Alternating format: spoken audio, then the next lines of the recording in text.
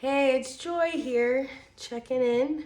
Um, this topic that I'm going to be talking about is something that I've been wanting to express for a while. I wasn't sure if it was going to be more of writing in a short story or a long essay, but it's something that, I have actually like major anxiety talking about it right now. I'm not even, like, my hands are sweaty, heart is racing, might throw up. Um, just the reason I'm doing these videos is because I really have a lot of different experiences and different things, right? I mean, just start off with the fact that I'm biracial, half black, half white. Like, those two spectrums are different in America, So, um, living it all, man, living it all. Anyways, the title of this video is "Me Too Failed Me Too." So I'm not going to talk about all the bad stuff. I'm going to talk about the process. So this in 2019 was a horrible year. I thought I had found the one. Shocking. Joy found the one.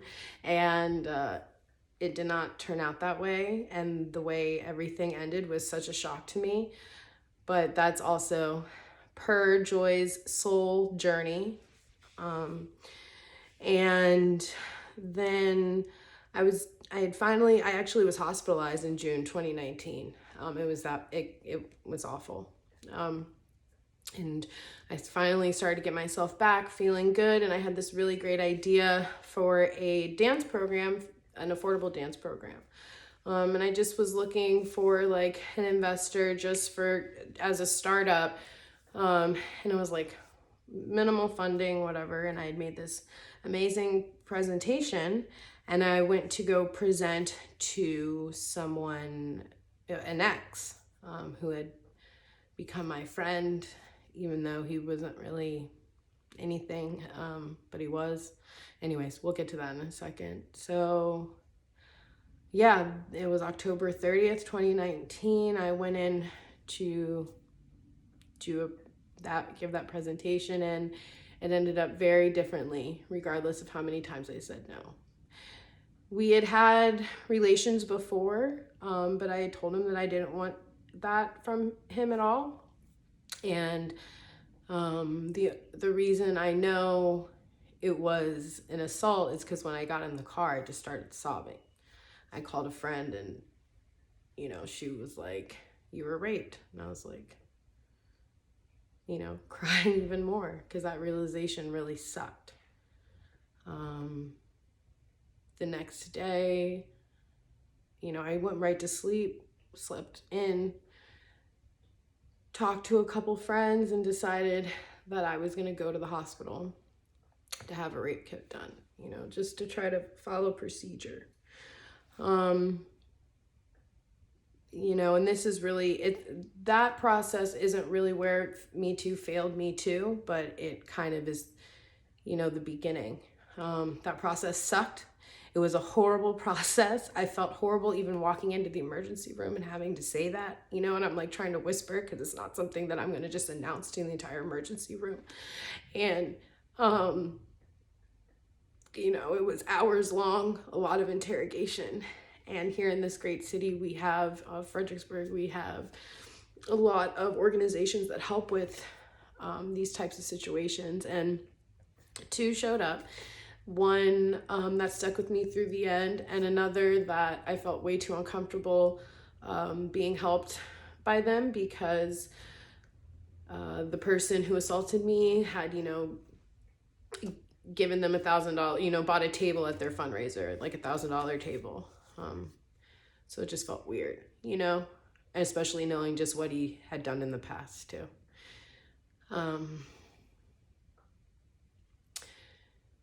I had a male cop come and talk to me first, and of course he was accusing me, very accusatory language. And then once the detective of, that unit came, a lady, she was really nice, really genuine, really helpful.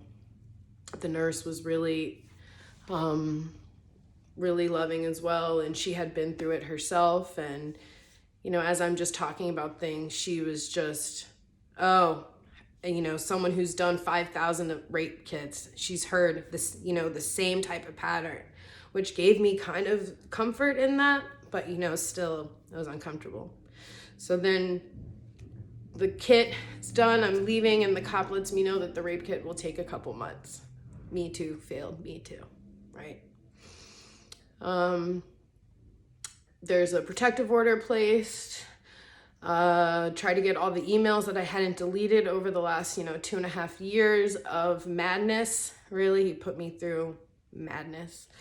And I don't want to be like super victim-y, because a lot of horrible shit has happened in my life. Sorry, I said shit. Has happened in my life. And it wasn't anything that I could do, you know, and in this way, maybe I could have left, or I should have left, but even at that time, I was so hopeful. Like, everyone's fine. People change, you know, even though I already know people don't change. But I guess this person, we were like-minded in so many ways. And I just thought he would change. Anyways, when the 2 weeks, so there's different protection. When you get a protective order, there's different lengths, durations. In the state of Virginia, there's certain durations for protective orders, like 2 weeks, 2 months, or something, 3 months, a month, and 2 years. And after the initial, or the, 72 hours, 2 weeks. So after the 72-hour one expired, I went to the court to get to file for the 2 week, as instructed by my advocate at our CASA and the detective. However, when I went to go file my protective order, the judge, I guess, was tired. I don't know. He made me get into all these things as to why, you know, why I need a protective order. Makes sense, you know. Ultimately, I was just trying to show that I felt threatened and didn't feel safe. And again, there's just a lot of accusatory language, like, well, if you have mental illness, then why are you talking to this individual? And it's like, well, I'm just trying to get funding for an affordable dance program, you know? And that, I just felt like he degraded me. And then, but he granted it, okay? By the Christmas parade down here in Fredericksburg, I saw the detective while I was doing my volunteer thing for the parade, and she told me that there wasn't enough evidence to charge him, and the rape kit would take forever to get back. So the Commonwealth attorney wasn't gonna be able to press charges on him. She told me some things that were very comforting and reassuring. And I wasn't really upset that he wasn't getting charged. I was, you know, I felt like okay about it, you know, because at the end of the day, I could go after my 2 week protection order was, protection order was up. I could go and file, you know, or petition for 2 years. And I had my court date and I went. Me too failed me too, right? I go, my mom said I should have taken the lawyer. I didn't want to take the lawyer. I didn't think anything of it. I didn't think it was going to be a thing. So we go for it, and he has his lawyer, and he asked to not extend the protection order for 2 years. After all this stuff, and I mean, if you heard his side of the story, I'm just, you know, total psycho, crazy girl, blah, blah, blah, blah, blah. You know, half of that is true. Everyone knows I am a little bit crazy, but I think my compassion and love and light for people very much outweigh any negative sides of being crazy, right? Anyways, so yeah, and because I wanted to fight it, I had to go on the stand and testify. you know, and they tried to pull everything, and I held my own. The only thing I forgot to mention was, you know, how I told him that a month prior that I didn't want anything to do with him in any type of, you know, sexual relationship. And, you know, I was just so caught off guard by everything that the lawyer said. I mean, I don't even know why. This is the part that just boggled my mind, you know. I'm fine. I said that I am accusing you of something, and you're not going to just let this crazy person keep their distance, you know? Like, there's something wrong with that. There's something wrong with that. And where Me Too failed Me Too ultimately is when the judge went to make his ruling, and he looked at me like, you don't know the law. If you knew the law, you'd probably get out of it.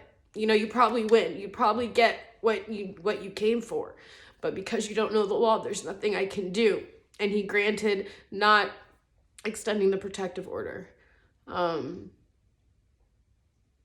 you know, I was just so heartbroken. It was like, the fact that they didn't even want to protect, you know, it's just crazy. The law is crazy. So, and, you know, during that process, I lost a lot of friends. There were people that I really cared about, that I considered, you know, like a second mother, who made comments kind of supporting him over me. And people still continue to support him because he has money and he's a good guy, you know, and it just makes me sad for them ultimately. But that's my Me Too failed Me Too.